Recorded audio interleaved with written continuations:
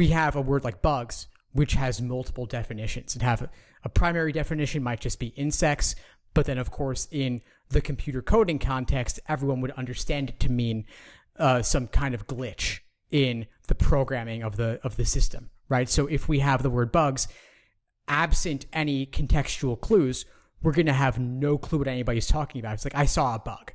Well, are we going to go eek and hop up on the chair, or are we going to start coding and viewing the page source to get to the root cause? If we're at Microsoft headquarters, we know it's probably computers. But if we're in the tropics, we're probably talking about insects. But if we start a paragraph or start a passage just saying, there are bugs around us, or I see bugs, you have no clue what anybody's talking about until we get some kind of indicator, some kind of vocabulary that is either context specific to the tropics or context specific to computer coding.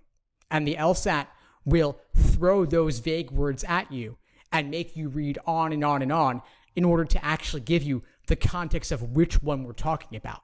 And that's why last week I was talking about how I reread multiple times.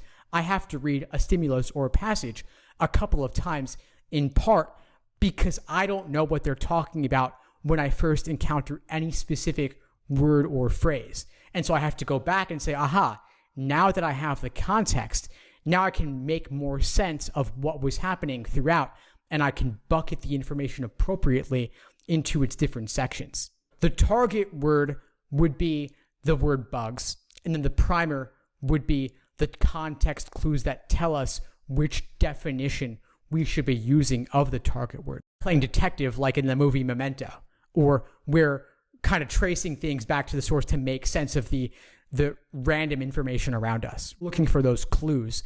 I'm also thinking of the analogy of you walk into the movie theater 10 minutes into the movie, and they've already set the scene, they've already established what's going on. The character's in the middle of a city street. What's their goal? What are they doing there?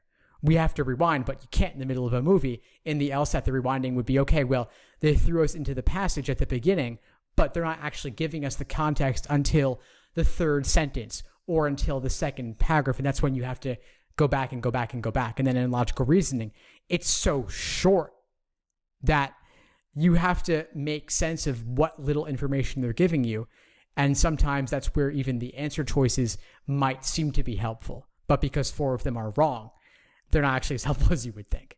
I think it's part of the review process, going back and playing detective to see, well, what was not apparent under the strictly timed conditions where you're kind of, the adrenaline's pulsing and you're kind of just rushing through it all.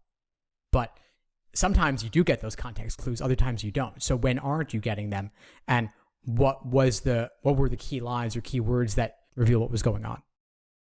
Thanks for tuning into the show. Please subscribe if you haven't done so already to be notified of new episodes as I release them.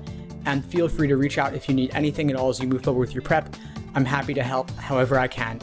In the meantime, I'll wish you all the best and take care.